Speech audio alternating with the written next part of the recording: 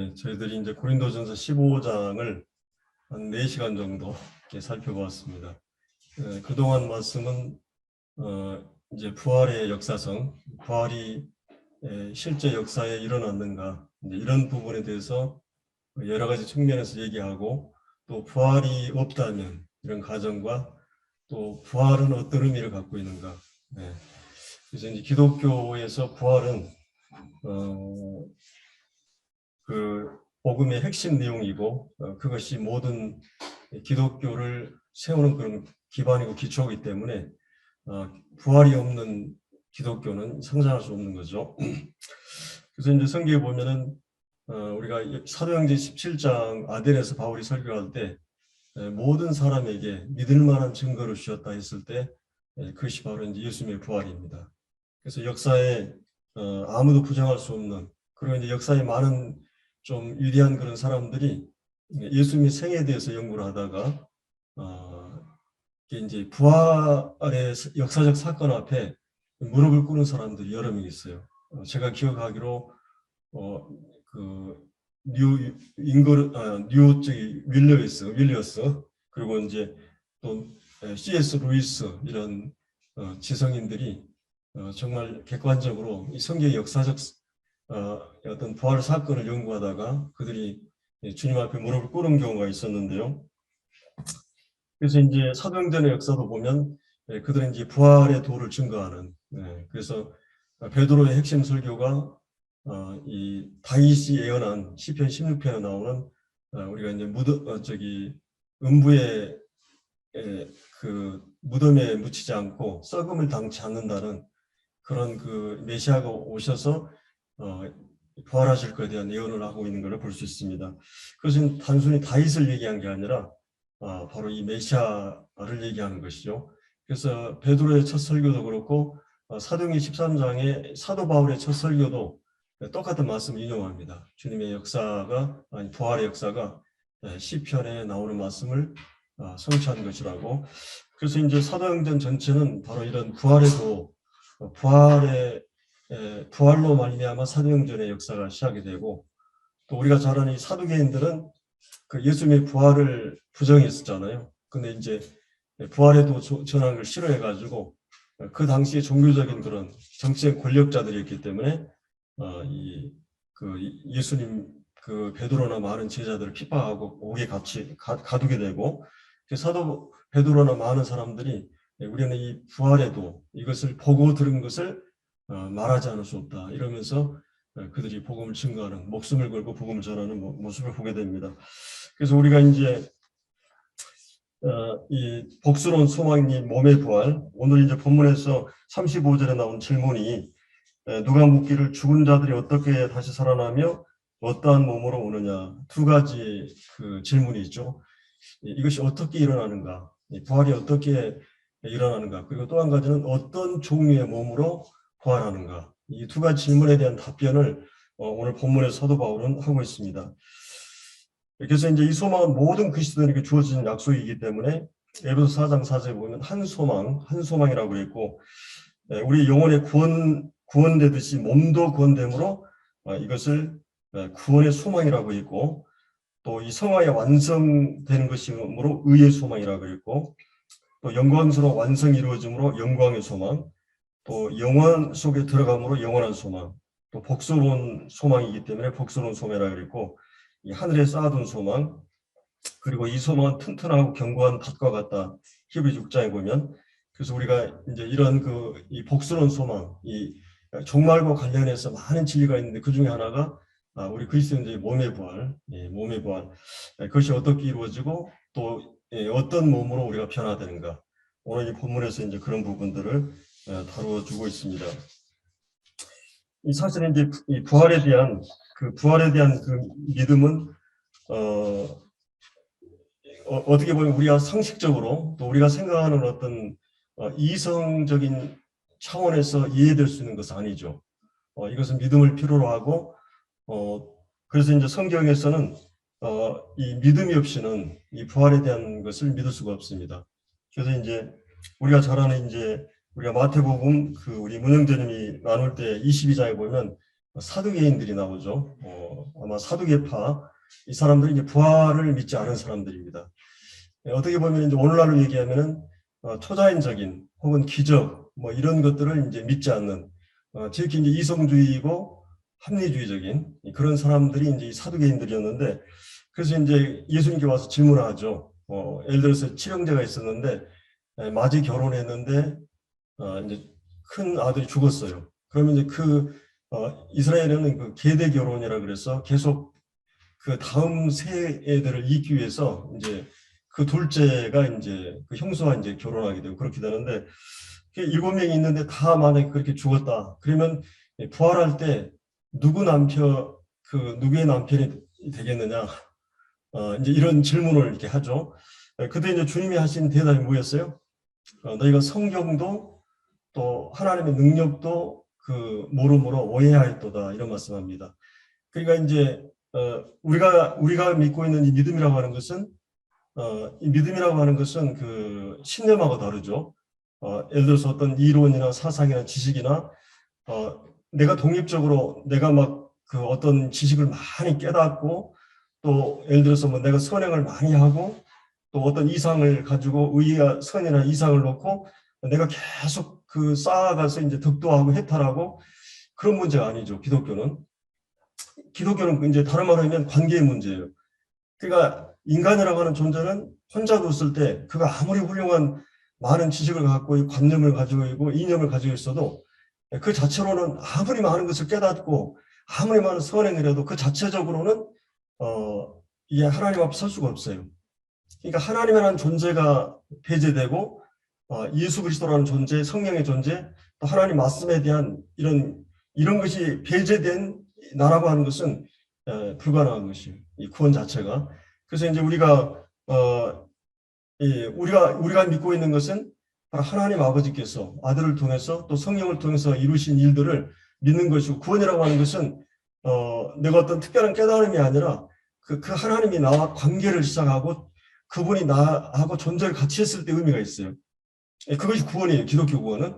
그러니까 이제 아무리 내가 갖다 던져놓고 나 혼자 어떤 무엇을 한다, 그것은 그 전혀 기독교하고 달라요. 이게 모든 철학이고 불교고 유교 뭐 이것은 이 범실론이죠. 모든 것은 신이다. 인간도 신이고. 그래서 인간이 뭔가 많은 것을 해서 내가 스스로 어떤 득도하고 해탈하고 어떤 경제에 이른다고 하는 그것이 모든 종교의 특징인데, 우리는 하나님 없는 나. 그러니까 이제 하나님 배제된 우리 신앙이라고 하는 것은 상상할 수 없어요. 하나님이 제쳐놓고 내 어떤 것을 상상할 수 없어요. 그래서 이제 그러니까 하나님이 어떤 분인 것을 믿는 게 믿음이에요. 그럼 하나님은 인간의 이성이나 인간의 차원하고 수준이 달라요. 그렇잖아요. 예를 들어서 이제 초등학생 아이들이 뭐 수학 문제를 내기 어렵잖아요. 그러나 그 아버지가 교수라면 또 수학 전공하신 분이라면 어려운 게 아니에요. 아이에게는 이것이 하나의 커다란 문제고 풀 수 없는 하나의 무거운 짐이 될 수 있지만은 아버지에게는 이거는 식은죽 먹기예요. 그러니까 우리가 믿는 하나님은 내 이성의 수준에서 내 차원에서 믿는 게 아니에요. 하나님이 어떤 분인 것, 하나님을 먼저 아는 거예요. 하나님이 어떤 분인 것을 믿는 건 믿음이에요. 그래서 우리 이성의 수준을 뛰어넘어요. 기적이나 부활이나 이성의 모든 사실들은 우리의 어떤 이성을 뛰어넘는 것을 믿어요. 하나님이 창조하셨다. 우리 이성으로는 안 돼요. 그러나 모든 철학이나 과학은 이 어떻게라고 하는 이 기원에 대해서 사람이 어떻게 시작이 됐을까? 모든 것이 어떻게라고 하는 질문을 끊임없이 해요. 그러니까 기독교 질문은 그렇게, 히브리적 사고는 그게 아니에요. 이것은 이미 존재한 것을 전제로 하고, 하나님이 존재하고 부모가 존재하고 내가 부모가 없이 내가 존재할 수 없기 때문에 이미 존재를 전제로 하고, 그러면 왜 하나님이 나를 존재하게 하셨을까? 왜라는 질문이에요. 히브리적 사고는. 그러니까 어떻게라고 하는 것은 이 모든 과학은 진화론이나 과학이나 이것은 사람이 어떻게 시작이 됐을까? 그리고 그 물질이 어떻게 시작이 됐을까? 인간이 어떻게 시작돼? 모든 것을 어떻게라는 질문이에요. 물론 이제 오늘 이 본문에서도 35절에 어떻게라는 이런 말이 질문이 나오죠. 그러나 이것은 이미 하나님의 존재라든지, 그 다음에 이제 이 부활이 이미 실제하고 있다고 하는 것은 하나님의 존재를 접어놓고는 얘기가 될 수 없어요. 그래서 주님의 답변은 뭐였어요? 부활에 대한 질문을 했을 때 너희들이 하나님의 말씀, 그러면 하나님 말씀은 우리가 생각할 때 어때요? 하나님 말씀은 우리의 이성으로 다 소화할 수 있어요? 물론 이제 기독교가 이제 이성주의는 아니지만 또 반이성주의는 아니에요. 하나님 우리 이성을 주신 분이기 때문에 그 이성의 어떤 믿음을 주세요. 그냥 그 어떤 막연한 그런 게 아니라 우리 이성에 하나님 계시를 주시고 믿음을 주세요. 이게 반이성주의는 아니에요. 그렇다고 이성만으로 우리가 하나님 이해하고 소화하느냐? 그래, 불가능한 거예요. 20세기 잣대로 지구를 재려는 것 같고 내 이 150 IQ로 하나님을 소화하거나 이해할 수 없어요. 하나님은 이 이성으로는 이해도 설명도 안 되는 거예요. 그 뭐 초월자는. 그러니까 하나님에 대한 이제 먼저는 주님이 대답하신 것은 하나님 말씀. 그럼 하나님 말씀은 어때요? 창세기부터 계시록까지 우리 이성이 이해하고 소화할 수 있는 말들이 창조에 대한 이스라엘 민족의 막 이 역사에 대한 이 모든 기적들이에요. 그 일본의 그 내총감상이라는 그 일본 그 동경대 총장이었죠. 그분이 어떤 청년이 와가지고 이 성경에 참 많은 좋은 얘기가 많은데 이 성경 안에 이런 그 기적은 다 없애고 믿을 수 없냐고 자기 이성의 수준에서 소화할 수 있는 것만 그런 얘기를 했어요. 그때 그분이 뭐라 그랬어요? 그러면 성경은 이 껍데기만 남는다고 그랬어요. 창세기부터 계시록 예수님 오심에 대한 예수님의 생애에 대한 이 성경 전체 역사는 하나님의 역사로 기록하고 있어요. 하나님의 역사에 개입하셔서 그분의 역사를 기록하고 있어요. 그렇기 때문에 이 성경을 그대로 오해하고 있는 거예요. 이성의 차원에서 사도행전들은 이 성경을 접근했던 거죠. 이 부활에 대한 문제도 마찬가지죠. 그리고 그들은 하나님의 능력을 자기의 수준에서 이해하려고 하니까 믿어지지 않는 거죠. 그렇기 때문에 예수님 대답이 뭐였어요? 아브라함과 이삭과 야곱의 하나님. 하나님은 시간을 초월해 계신 분이에요. 우리는 시간의 지배 안에 있고 시간의 구속을 받고 있어요. 우리는 시작이 있고 과정이 있고 끝이 있어요. 그렇기 때문에 우리는 시간의 속박 안에 있고 우리는 주어진 시간이 있고 그 시간이 이제 계속 단축이 돼가고 있어요. 꺼져가는 이제 생명과 같이 계속 우리는 우리는 이제 그러나 하나님은 시간을 초월해 계시고 시간을 지배하고 물론 시간 속에 하나님 개입하시고 역사하고 계시지만 하나님은 시간을 초월해 계신 분이에요. 하나님은 영혼부터 영혼까지 동시에 알고 계시고 동시에 보고 계셔요. 우리의 미래를 다 알고 계시고 그분은 초시간적으로 존재하신 분이에요. 하나님은 스스로 존재의 기원을 갖고 있지 않아요. 하나님은 스스로 존재하시고 과거, 현재, 미래를 초월하신 하나님이시요. 그래서 아브라함과 이삭과 야곱의 하나님이란 말은 하나님 시간을 초월해서 항상 현재로 존재하신 분이라 그런 말이죠.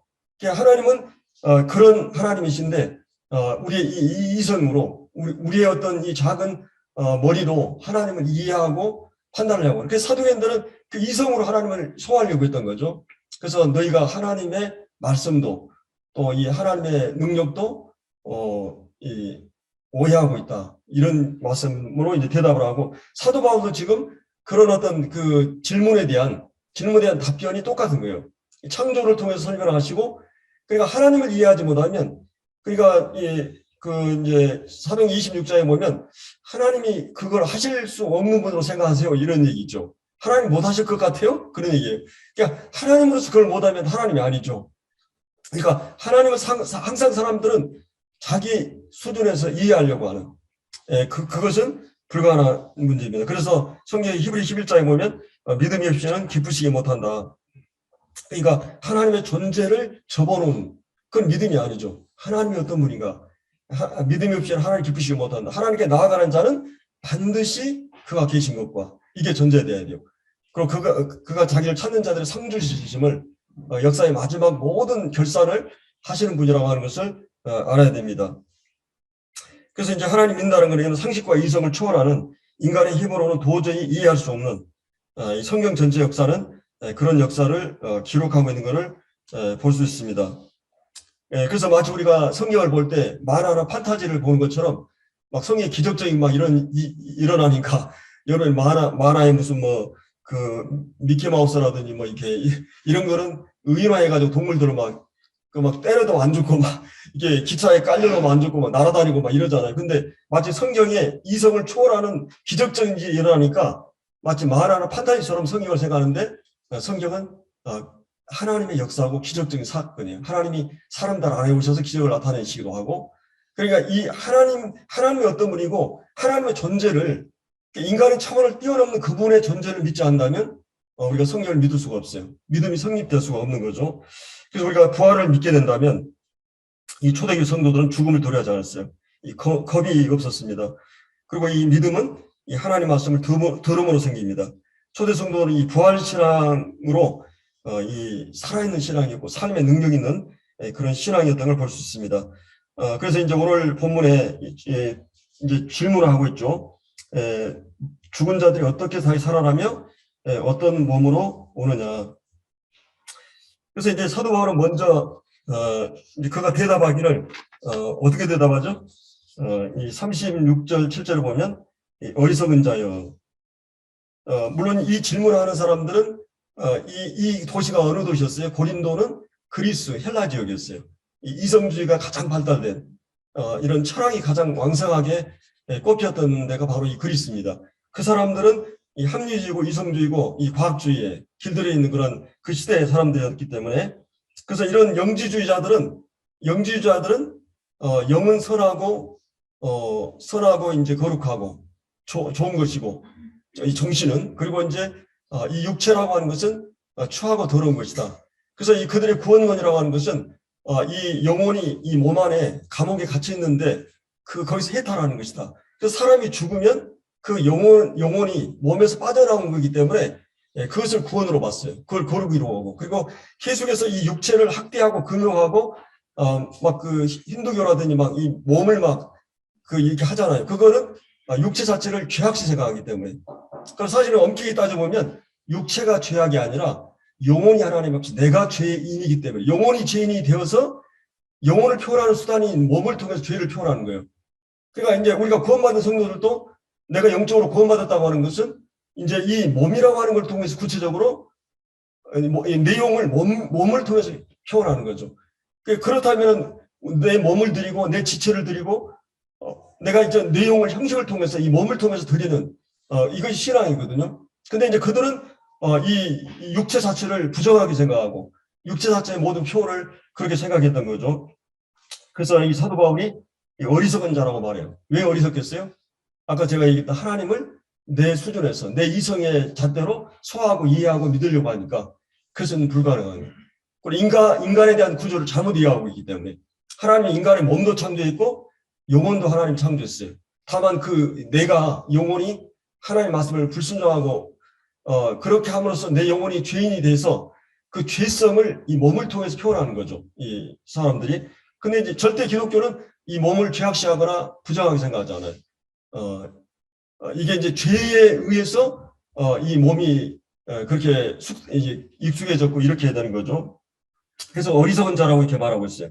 그래서 이제 여기에 내가 뿌리는 씨가 죽지 않으면 살아나지 못하겠고, 또 내가 뿌리는 것은 장래 형체를 뿌리는 것이 아니요 다 미리나 다른 것을 알맹이 뿐이로되 하나님이 그 뜻대로 그에게 형체를 주시되 각 종자의 그 형체를 주시느니라. 그러니까 이제 우리가 창조를 통해서 이제 설명하죠. 씨 뿌리는 이 식물을 통해서. 그러니까 하나님께서 하나님이 창조하는 것을 믿지 못하면 부활 자체도 믿을 수가 없어요. 하나님께서 여기 뭐라 그랬어요?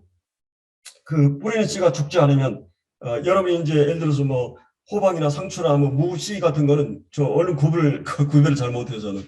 근데 얘들이 이게 딱 뿌려놓으면 어떻게 돼요?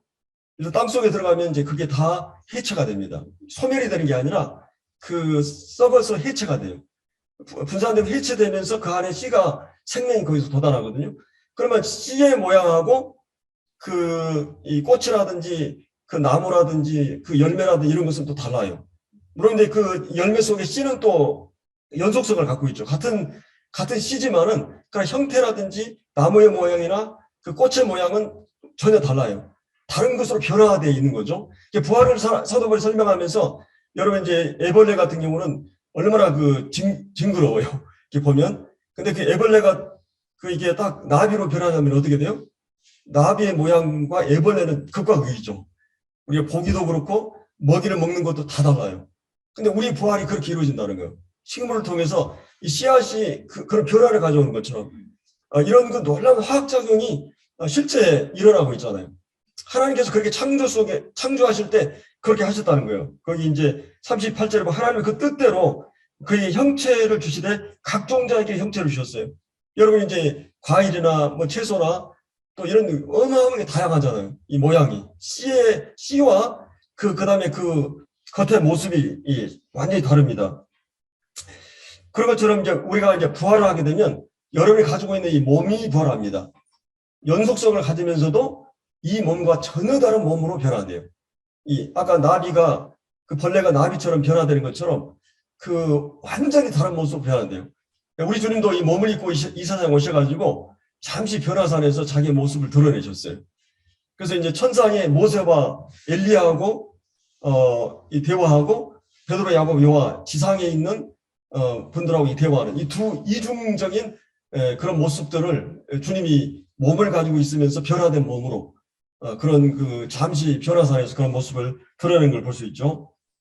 그래서 이제 하나님의 그 뜻대로 이렇게 이제 자기의 모습을 드러내고 있는 것을 이제 볼 수가 있습니다. 그래서 여기 이제 씨앗은 이제 씨앗 자체는 씨앗이 죽지 않으면 살아날 수가 없어요.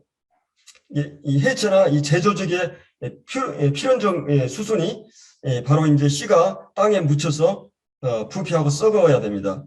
씨앗이 이제 그대로 남아 있으면 하나의 씨앗에 불과해요. 그러나 이제 씨앗이 죽는다면 많은 열매를 맺게 되는 거죠. 씨앗이 이제 무덤 땅 속에 몸처럼 뿌려질 때 해체가 되고 이제 씨앗으로서 생명을 이제 생명 실제 상실하는데 씨앗이 죽는다면 마치 우리 몸도 이 죽음이라고 하는 이 과정을 통해서 죽게 되는데 그 죽음 다음에 주님 오실 때 변화된다고 하는 그런 것을 말하고 있어요. 그러니까 한 존재 양식이 다른 존재 양식으로 바뀌는.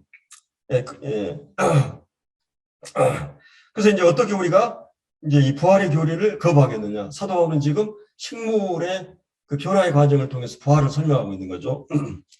그래서 이제 39절에는 이제 이 육체에 대해서 얘기합니다. 육체, 여기서 이제 육체는 다 같은 육체가 아니니, 그러니까 하나님이 우리 육체를 주실 때는 이 세상에 살기에 적합한 육체를 주셨어요. 여러분 바닷속에 있는 물고기의 육체는 물에 이제 적합한 환경에 기능과 이렇게 거기에 적합한 그런 몸을 주셨고, 또 이제 하늘의 새들은 하늘을 나를 수 있는 그런 이 공중에 나를 수 있는 적합한 그런 몸을 하나님이 주신 겁니다. 그래서 육체는 다 같은 육체가 아니니 하나는 사람 육체, 하나는 이 짐승의 육체. 여러분 육체도 같은 사람의 육체하고 동물의 육체하고 거의 기능 비슷하지만 사람 육체는 뭘 담았어요? 사람하고 이 짐승의 차이는 사람은 영혼을 담는, 그러니까 영혼을 표현할 수 있는 이 언어라든지 이 글을 쓸 수 있는 이 문화를 창조하고 학문을 만들어내고, 동물이 똑같은 육체지만은 이 언어라든지 이렇게 표현할 수가 없어요. 이 영혼을, 인격을 표현할 수 있는 육체로 하나님이, 여러분이 영혼을 돼지에다가 갖다 놓으면 꿀꿀꿀하고 이렇게 통하지 않아요. 하나님은 언어를 구사할 수 있는 이런 이게 사상이라든지 생각이나 정신 이런 것을 표현할 수 있는 존재로 하나님이 이 적합한 존재로 이렇게 만드신 거예요. 그렇기 때문에 이제 짐승의 육체, 하나는 새의 육체요, 하나는 물고기의 육체라. 하늘에 속한 형체도 있고, 그렇죠? 땅에 속한 형체도 있으나 하늘에 속한 영광이 따로 있고 땅에 속한 영광이 따로 있으니 해의 영광이 다르고 달의 영광이 다르며 별의 영광이 다른데 별과 별의 영광이 다르도다. 여기서 이제 육체가 환경에 적응할 수 적합하도록 하나님 만드셨는데 영광에도 차이가 있다는 것이요. 영광에 해의 영광이 다르고 달의 영광이 다르고 또 별 영광, 별과 별 영광이 다 다르다고 이렇게 말하고 있어요. 여러분들이 이제 여기 이제 42절부터 43절까지는 사도 바울이 아까 얘기했던 이제 그 변화의 과정, 어떻게 변화되느냐 하는 것을 식물을 통해서나 이 동물을 통해서 이렇게 설명했잖아요. 이제는 그 몸이 어떤 몸으로 변화되느냐, 어떻게 보면 우리 성도들에게 가장 궁금한 사항이기도 해요. 그렇잖아요. 여러분이 이제 구원을 우리 단번에 구원을 주셨, 믿음의 도를 순종함으로 구원을 받았어요. 하나님의 자녀가 되는 신분이 되었고 단번에 구원을 받았어요. 그러면서도 이 구원은 지금 어떤 진행까지 있고 완성을 향해서 가고 있어요. 그러니까 반드시 구원 받은 사람만이 하나님이 너희 속에 착한 일을 시작하시니까 그리스도 예수의 날까지 이루시어요. 하나님께서 이제 창세기 1장에 보면 천지와 만물이 다 이루니라 6일 동안 하나님 창조를 완성했어요. 구속을 완성할 때 예수님이 십자가에서 다 이루었다. 다 이루었다고 그러셨어요. 그리고 이제 다 이룬 그 복음을 깨닫고 믿는 사람들이 3단계의 구원의 과정이 있죠. 구원을 얻었고 구원을 이루라, 구원을 기다린다. 근데 확실히 구원을 얻었고 단번에 구원을 얻는 것은 단번에 이루어진 사실이고, 그다음에 이제 마지막 영원로운 구원도 단번에 이루어져요. 순간적으로 이루어지는 일이에요. 여러분이 태어날 때도 이 복음을 깨닫고 그리고 이제 믿어져서 구원을 받게 되잖아요. 구원도 이제 태어나는 것처럼 순간적으로 이루어지는데, 그래서 구원 받고 나서 궁극적인 구원을 이루는 과정에서는 진행적인 구원은 점진적으로 계속해서 이루어져요. 이 구원은. 그래서 이제 하나님이 너희 속에 착한 일을 시작하시니까 그리스도 예수의 날, 완성된 구원이 이루어질 날까지 계속 여러분 안에서 구원을 진행적으로 이루어져가요. 그게 이제 우리가 이 베드로 후서에 보면은 신기한 능력으로 생명과 경건에 속한 모든 걸 우리에게 주셨다 그랬어요. 신기한 능력은 뭐겠어요? 하나님 성령의 능력으로 생명과 경건에 속한 모든 것. 이게 이제 이 생명과 그다음에 생명 안에는 하나님 영생이 있고 하나님 알 수 있는 그런 어떤 그 성품. 그러니까 이제 여러분들 구원 받게 되면은 여러분의 존재 안에다가 하나님 생명이 주어진 거예요. 생명이. 그래서 이제 이 생명이 주어지면서 하나님을 알고 사랑하고 경외하고 하나님 말씀이 들리고 이 영적인 감각이 다 살아나요. 이 칼빈은 그런 말을 했는데, 우리가 주님 오시는 날에 우리가 오감 있잖아요. 오감. 여러분 오감 중에 하나만, 눈만 상실해 버려요. 어때요? 사감이 되죠. 근데 얼마나 삶의 질이 떨어집니까? 눈을 볼 수 없다고 맨날. 눈을 보는 것이 얼마나 많아요. 귀로 듣는 것, 어마어마한 음악이나.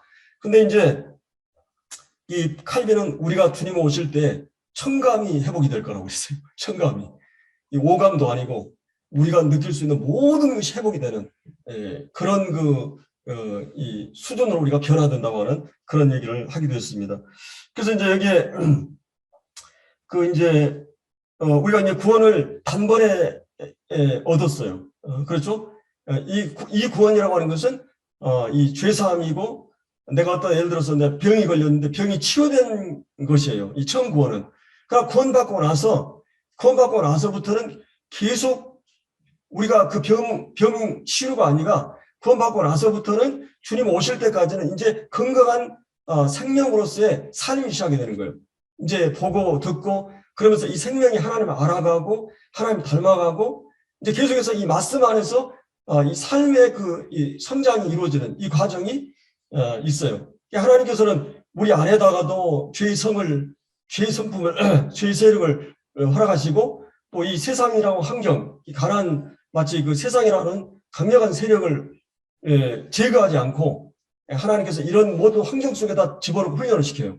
주님 오실 때까지. 그래서 내 안에 갈등이 되고 끊임없이 내 욕망과 혈기와 막 이런 거가 싸우고, 그다음에 세상이라는 이 모든 환경을 통해서 그 유혹과 싸워요. 하나님은 우리에게 모든 생명과 경건에 속한 모든 것, 이 사단과 싸울 수 있는 모든 무기를 이미 하나님께서 다 준비해 놓으셨어요. 그래서 우리는 이제 그거를 하나님 말씀을 통해서 또 이 교회 교제를 통해서 계속해서 이제 습득해 가면서 실패를 하면서 이제 주님께서 우리의 이 성품을 하나님을 알아가는 걸로, 또 그리고 이제 실제적으로 그 주님의 형상으로 닮아가도록 계속 하셔요. 이제 이 과정이 이제 지금 진행 중에 있다고 하는 것이죠. 이런 구원이. 근데 이 구원이라고 하는 것은 거기에 끝나는 게 아니고, 이제 그 신분적으로 우리 영적으로 이제 구원 받았지만은 그러면서 계속해서 성품적으로 또 삶에서 이 사단과의 승리의 과정을 통해서 이제 점진적으로 구원의 과정이 이루어지고, 궁극적으로는 이제 몸의 구속이 이루어져요. 그래서 이 영과 혼과 몸이 완전하게 몸이 구속되는, 지금 오늘 우리가 본문에 보는 것은 몸의 구속을 얘기해요. 신분적으로 구원받은 성도들이 반드시 몸의 구속이 궁극적인 구원이에요. 궁극적인 완성이고 최종적인 구원이 몸의 구속이에요. 그러니까 이것은 이미 이제 신분적으로 이렇게 마치 그냥 어떤 사람한테 베드로에게 주님이 오셔서 이름을 바꿔줬어요. 원래는 뭐였죠? 시몬이었던가요? 원래 흔들리고 약한 그런 의미였어요. 근데 베드로, 개바라는 말은 이 돌이란 말이거든요. 견고하고. 그러니까 먼저 주님이 이름을 바꿔놨어요. 그러니까 이름을 바꿔놨다고 해서 그 사람이 하루아침에 다 변화된 건 아니에요. 주님이 궁극적인 목적은 베드로는 같은 믿음으로 목표를 정해놓고 이름을 던져놓고 우리도 마찬가지예요. 우리 하나님 자녀라는 그런 어마어마한 그런 이름을 신분을 이렇게 해놓고 마치 이제 대통령이 처음에는 이 군부 독재자들이 막 이렇게 하면은 대통령답지 않잖아요. 사장이 자리가 사람을 만든다고 이제 이게 처음에는 그렇지 않잖아요. 근데 몇 년 걸리면 이제 이 대통령답고 사장답고 그래 먼저 내가 신분이 뭐지? 내가 정체, 내가 누구지? 그러면서 계속 그 사람은 바꿔져 가는 거예요. 그래서 많은 시행착오 실수를 겪으면서 내가 내 자신을 보면 좌절하고 막 이러지만 결국은 하나님은 그러니까 구원이라고 하는 것은 처음에 구원받은 것도 하나님이 하셔요. 이게 전적인 은혜예요. 두 번째 구원도 하나님께서 하셔요.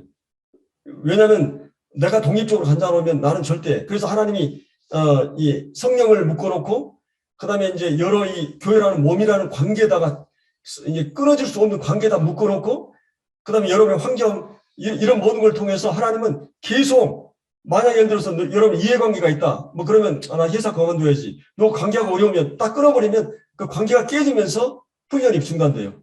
근데 하나님은 부부관계라든지 부자관계라든지 하나님과 관계라든지 교회 몸의 관계는 깨어질 수 없는 관계. 거기다가 마치 도장 팔 때 딱 묶어놓고 하는 것처럼 하나님께서 이런 관계에다 묶어놓고 우리를 훈련하셔요. 그래서 여러분의 스파링 상대를 나래한 사람들을 부부관계도 마찬가지죠. 저 사람 없으면 이러는데 하나님은 그 사람을 통해서 여러분들을 만들어 가시죠. 그리고 여러분의 생각을 사려 있게 하고 그리고 깊이 있게 하고 모든 상처와 아픔을 겪으면서 하나님이 여러분을 훈련하고 육성해 가는 것이 하나님의 이 지혜 가운데 이런 여러 관계를 통해서 하나님은 우리를 이제 훈련해 갔습니다. 그 과정이 여러분들이 정말 좌절하고 절망하고 정말 이 상황의 벽 앞에 여러분이 정말 손을 들 때가 많아요. 하나님은 왜 이렇게 여러분이 예를 들어서 요셉이나 다윗 같은 경우 어때요? 하나님 왜 이런 근데 하나님께서는 큰 틀에서 보면 섭리적으로 하나님은 어떤 목적을 가지고 그 과정을 진행하고 있었던 거예요. 그리고 하나님은 그 목적이 이루어질 때까지 이 세상 가운데서 우리를 연단해 갔습니다. 그래서 이제 궁극적으로 이제 우리가 어떤 완성에 도달하냐? 우리의 모든 삶은 어떤 완성을 향해 있잖아요. 아침에 일어나면 시작하면 이 하루 일과를 마치는 한 주간에 또 한 달, 1년 그리고 우리가 이제 공부하는 초등학생 다 어떤 졸업이나 완성을 향해서 끊임없이 우리는 삶을 살아가요. 근데 하나님의 구속 계획에서도 궁극적인 완성이 뭐냐? 이 몸의 구속이에요. 그 몸의 구속이 이루어지면 구원은 완성되는 것입니다. 그리고 여러분이 그 관심이 없어요? 여러분 영혼만 구원받고 이 성품이나 이런만 구원받이 아니에요. 여러분이 이제 성품이 깊어지고 넓어지고 수준이 하나님 아는 지식이 경험이 쌓여가고 있어요. 그러나 이제 궁극적으로는 이 몸의 구속이 이루어져요. 이것이 구원의 완성이에요. 그러니까 오늘 이 본문의 사도 바울은 이제 궁극적인 구원의 완성이 어떻게 이루어지느냐. 이 몸의 구속이 그거를 여기서 얘기하고 있는 거죠. 그래서 이제 여기 42절 그 네 가지를 지금 여기서 사도 바울이 이제 얘기를 하고 있습니다. 처음에 보면은 죽은 자의 부활도 그와 같다 하면서 썩을 것으로 심고 썩을 것으로 이제 심고 썩지 아니할 것으로 다시 살아나며 자 이제 처음에는 이제 썩을 것으로 여러분의 몸은 어때요 이제 물론 이제 여러분의 생명은 육체 생명은 하나님이 주신 여기 이제 45절에 첫사람 아담은 생명이 되었다는 것 같이 마지막 아담은 살려주는 영이 되었다. 첫 아담이죠. 마지막 아담 누구예요? 예수님이죠. 자 그러나 먼저는 신령한 사람이 아니요 육의 사람이요 그 다음에 신령한 사람이라 첫사람은 땅에 나왔으니 흑에 속한 자이거니와 둘째 사람은 하늘에 나 있는 자라. 무릇 흑에 속한 자들은 저 흑에 속한 자와 같고 그 하늘에 속한 자는 저 하늘에 속한 자와 이와 같으니 우리가 흑에 속한 자의 형상을 입은 것 같이 또한 하늘에 속한 이의 형상을 입으리라. 자, 여러분 이제 아담을 하나님께서 흙으로 만드셨죠. 그리고 이제 그 코에다 생기를 불어넣어서 이게 이제 생명이 살아있는 존재가 되었어요. 그러니까 이제 육체와 영이 결합이 되면서 소금과 물이, 소금도 아니고 물도 아니고 이게 결합이 돼 있잖아요. 분리할 수 없는. 이런 것처럼 영과 육이 결합된 전인적인 하나의 존재예요. 사실 이거 이제 이 헬라어에서는 이원론으로 이게 분리했는데 분리할 수 없는 존재로 하나님이 이제 만드신 거죠. 근데 이제 이 생명은 어떤 생명이에요?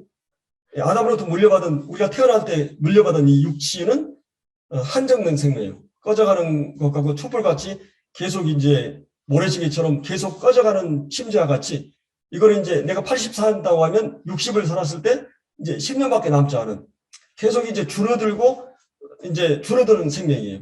이 생명 특징은. 근데 하나님께서 예수님을 통해서 우리에게 주신 그런 영생 생명은 이 조이라는 생명은 이것을 소멸되거나 얘기 안 해요. 이 생명은 계속해서 변화되고 발전하고 이게 그래서 주님 오실 때 궁극적으로는 완전하게 변화되는. 그래서 이제 살려주는 영이라는 말은 여기서 이제 이 45절에 나오는 생명이 되었다. 살아있는 존재가 된 거예요. 살아있는 존재가 의식하고 이렇게 이제 우리 모든 생명은 의식을 하잖아요. 근데 살려주는 영이라는 말은 우리가 이제 한번 참고로 한번 보죠. 로마서 8장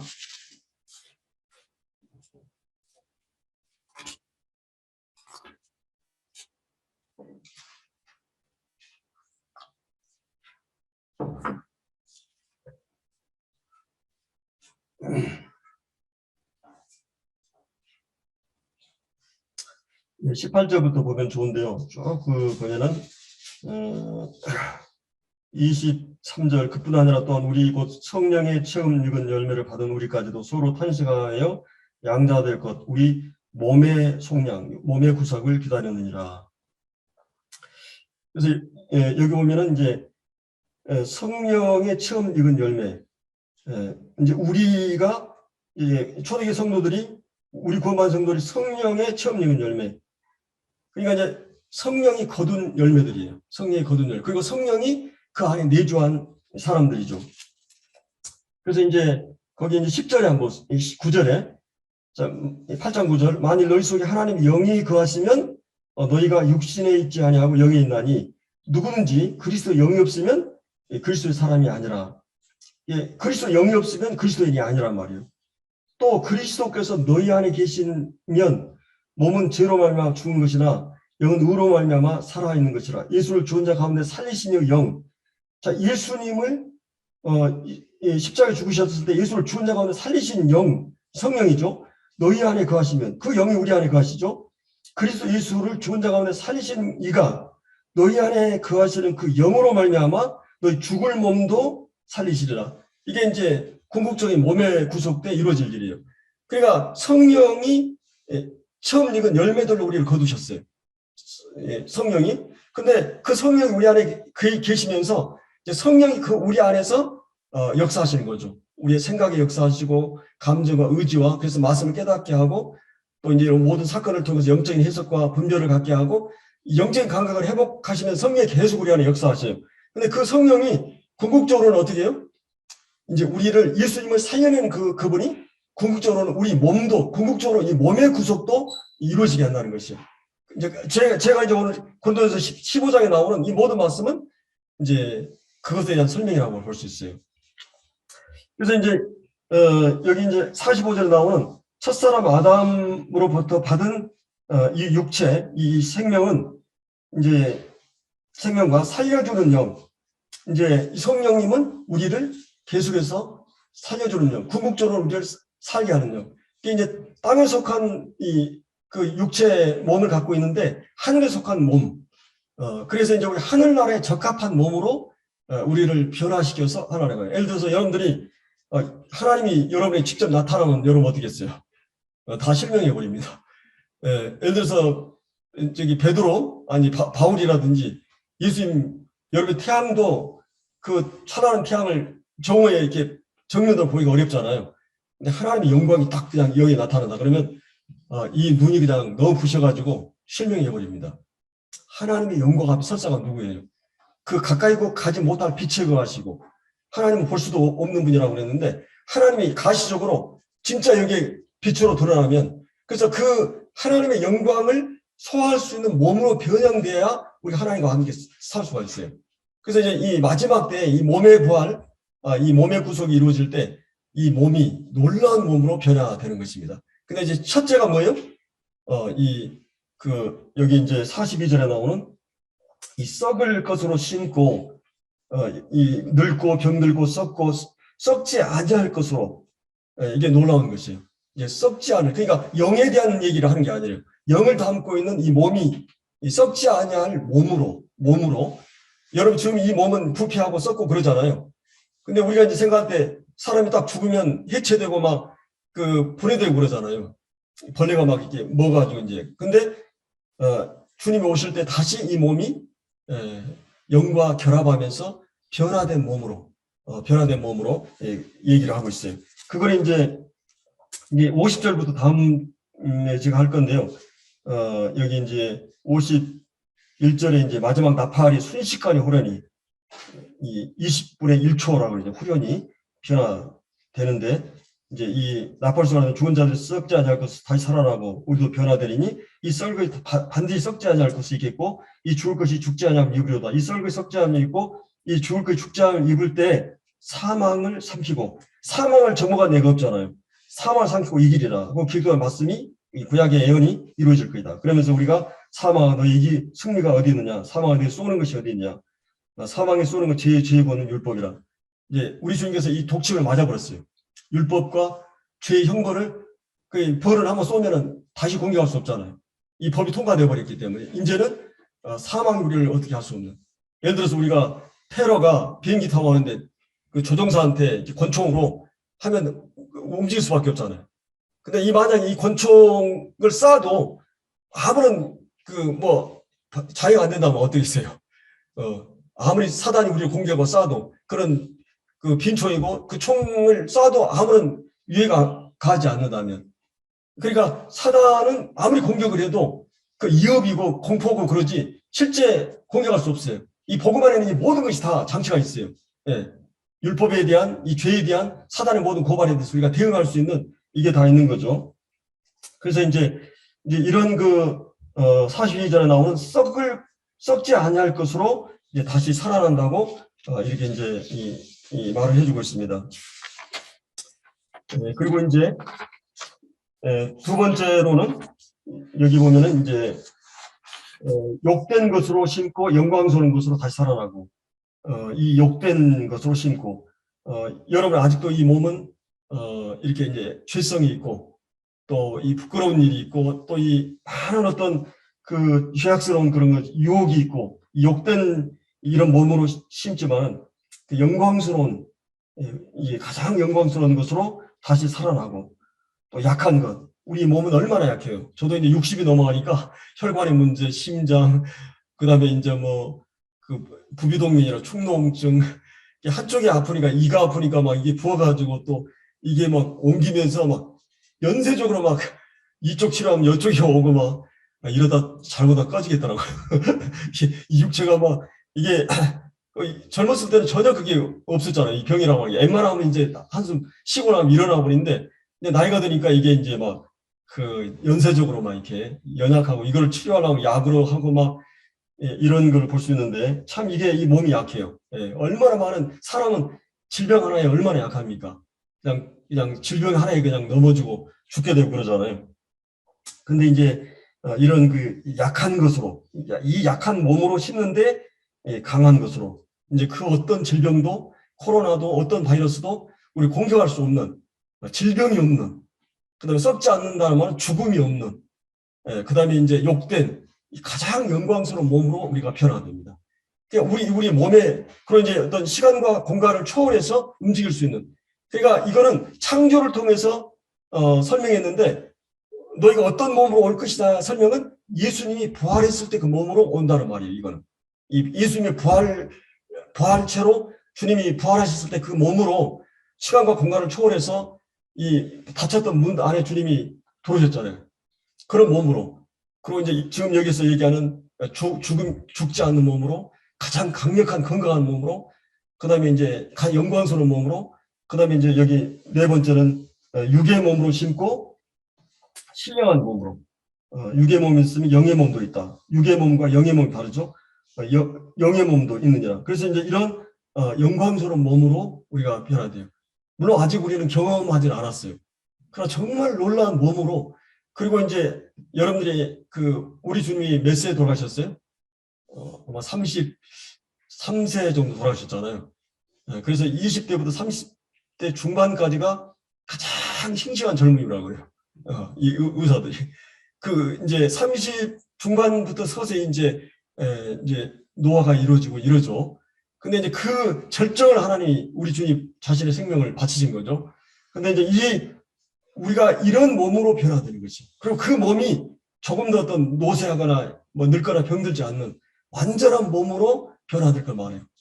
기독교 구원은 이런 3단계를 통해서 우리 먼저 죄로부터, 죄의 형벌로부터 완전히 구원받았지만 죄의 세력, 끊임없이 우리 안에 있는 죄의 세력과의 갈등에서 믿음으로 승리하는 싸움을 싸워가고, 그리고 이제 이 죄의 존재, 지금 여전히 우리가 유혹이 있고 시험이 있고 또 이런 연약이 있잖아요. 근데 이제 그때는 죄의 유혹을 받지 않은 완전한 몸으로 변화되는 것이. 이런 궁극적인 이 구원에 대해서 사도 바울이 여기서 얘기해주고 있습니다. 그래서 우리가 이제 이런 놀라운 이 몸으로 우리가 이제 변화될 것을 사도 바울이 말해주고 있습니다. 이 몸의 구속이 이루어질 것. 그래서 이제 주님이 고린도 13장에서도 우리가 얼굴과 얼굴을 보는 것처럼 거울을 보는 것처럼 희미하나. 옛날 거울은 이제 좀 희미한 거울이었거든요. 근데 얼굴을 보는 것처럼 주님을 볼 것이고, 이 요한일서 3장에서는 우리가 어떠한 사랑을 아버지께 받았냐. 보라, 아버지께서 어떠한 사랑을 줘서 우리 하나님의 자녀를 일컬어 받게 하셨는고, 그러면서 또 한 가지는 이제 우리가 주님이 오실 때 우리가 그와 같을 줄 아는 것은, 우리가 주님이 부활했을 그와 똑같이 그런 몸으로 부활하고 산다. 그래서 우리가 어떻게 하라고요? 주의 깨끗하신 같이 우리도 깨끗하게 하기를. 그래서 항상 이 종말에 대한 예언, 이런 마지막 일에 대한 얘기를 하면서 이것이 우리 오늘의 삶에 어떤 동기부여를 하고 있는가. 이 동기부여가 굉장히 중요하잖아요. 그러면 여러분들 오늘 설교를 듣고 나서 이제 내가 이런 소망이 있는데, 이런 비전이 있는데, 이렇다면 오늘 우리가 어떻게 살아야 되겠어요? 그것에 영향을 미쳐야 된다는 거예요. 그게 초대교회는 실제 그랬고, 물론 초대교회는 이제 핍박이 많았고 어마어마한 힘든 상황에서 그들은 궁극적인 이 고난 속에서 다시 도래할 그 나라를 소망하면서 인내하면서 이 소망 가운데 주님을 섬겼죠. 근데 이제 우리는 이제 핍박이 없고, 또 이제 어떻게 보면 이제 세상과 주님 이 저울이 너무 세상이 기울어져 있기 때문에 이게 요동하지 않고, 근데 이제 주님의 것을 바라보고 또 이제 주님의 것들을 취하게 되면 이제 이런 세상 것들이 문제가 되지 않고 그러는데, 지금 우리는 너무 많이 타협하고 세상에 젖어 있는. 그래서 뭔가 이런 이 동기가 부여가 돼야 돼요. 초대교회는 지금 이런 소망이 있다면 베드로후서 3장, 베드로후서는 완전히 거의 종말에 대한 얘기잖아요. 거의 대부분이. 근데 그 종말이라는 그것이 우리가 어떻게 살아야 될 것인가. 이걸 사도 바울이 얘기해요. 이 거룩함과 경건함으로. 그러니까 주님 앞에서 이 부활이라든지 소망이 분명한데 우리는 어떤 오늘의 삶을 사느냐. 제가 이제 옛날에 우유 배달을 이제 빙그레 우유를 했는데 그 소장님이 그러시더라고. 나를 이제 앉혀놓고 그 얘기를 하시는 거예요. 제가 그때 이제 20대 초반이었으니까 그때 이제 그 우유 배달 이제 하면서 이제 야간으로 이제 성경 공부하고 이제 그랬었는데, 그분이 이제 그러는 거예요. 어떤 한 분이, 이분은 참 건강하고 모든 걸 잘해요. 건강하시고 막 이렇게. 근데 한 분은 남편을 잃어버린 그 여자 아내예요. 얘들이 2명인가 있고. 그래서 이제 이 여자는 힘도 없고 약해요. 근데 동기는 굉장히 높아요. 내가 이 생존을 위해서 이것 아니면 난 살 수가 없다. 그래서 이제 와서 자기가 이제 우유배달을 하겠다. 딴 사람은 모든 조건이 다 잘할 수 있어요. 근데 이 사람은 동기가 자기가 직업이 있기 때문에 알바로 이제 하기 때문에 뭐 하면 이제 그냥 둘 수도 있어요. 그럼 이 소장님으로서는 누구를 선택하겠어요? 동기가 강한 사람을 선택하는 거예요. 그래서 그 얘기를 했어요. 물론 이제 머리가 좋아서 동기가 높은 사람도 있고, 머리는 안 좋은데 동기가 높은 사람도 있고. 근데 제 아내가 이제 이 애들 학습지 하는데 이 동기가 높은 애들이 있어요. 그럼 계속 선생님들은 동기를 내가 이게 공부를 해야 되겠다. 이게 동기를 먼저 심어줘야 돼요. 계속 동기부여를 해주고. 설교도 어떻게 보면 우리가 말씀을 들으면서 계속 동기부여가 돼야 돼요. 내가 이렇게 살아야 되겠다. 이건 이제 설교가 성공적인 설교예요. 그러니까 우리가 이제 이 말씀을 들으면서 우리가 이런 소망이 있는데 우리가 이 세상에 시시한 이런 건 이제 완전한 구원을 우리가 기다리고 있는데 그러면 우리가 어떻게 여기서 이제 강조하는 측면이 뭐냐면 이 42절 계속 심고라는 말이 있어요. 심고. 여러분이 예를 들어서 이 길가에 돌덩어리하고 그다음에 이 보석상에 있는 그 다이아몬드하고 어떻게 달라요? 이거는 차이가 있죠. 분명히 차이가 있잖아요. 근데 천국은 평등한 곳이 아니라 참 공평한 곳이에요. 그럼 여러분은 무엇으로 심느냐 이거예요. 여러분이 심는 거에 따라서 내가 무엇으로 심느냐. 오늘 고난을 받고 타협하지 않고 어떤 걸 심느냐. 그런데 주님 나라에서는 시기나 질투가 없어요. 제가 제 손주들이나 제 애기들은 예쁘잖아요. 무조건 그냥 막 끌려가잖아요. 얘들이 사랑하고. 그런데 그런 것처럼 천국은 그런 사랑으로 충만한 곳이기 때문에 시기 질투가 없는 곳이기 때문에 완전한 곳이기 때문에 영광의 차이가 있어도 별 문제가 안 돼요. 그러나 한 가지는 영광의 차이가 있다는 것이. 별의 영광의 차이가 있듯이. 근데 그 영광의 차이는 무엇이 만드느냐? 여기 심고라는 말이에요. 그래서 주님이 십자가를 지고 또 하나님의 땅에 떨어 죽고 자신을 부정하고 나는 날마다 죽고 이 싸움에서 계속 우리가 지금 어떤 의미에서 보면 심는 일을 하고 있는 거예요. 그 나라의 영광의 차이를 만들어낼 수 있는 거예요. 물론 이제 궁극적으로 우리가 다 완전하게 변화되지만 영광에는 차이가 있을 수 있다는 거예요. 그래서 어떻게 우리가 심느냐를 조심해야 돼요. 어떻게 심느냐. 우리가 고린도서 3장에서도 우리가 어떻게 세울지를 이 건축할 때 자재를 그걸 얘기했었죠. 그러니까 이런 부분에 있어서 우리가 어떻게 심느냐를 고민하면서 살아야 된다고 하는 것이에요. 그래서 오늘 저희들이 이렇게 이제 이 본문에 대해서 이제 본문이 너무나 넓어가지고 충분히 다루지 못했는데 한 가지는 우리가 어떻게 변화되느냐. 이건 하나님께 있어서 이것은 거의 큰 문제가 아니에요. 하나님께 있어서 이 창조를 보세요. 이 요한복음 보면 물로 포도주가 되고, 예? 그다음에 이제 니고데모 거듭나고 사실 우리가 처음에 거듭날 때 우리가 살아나는 거예요. 영적으로.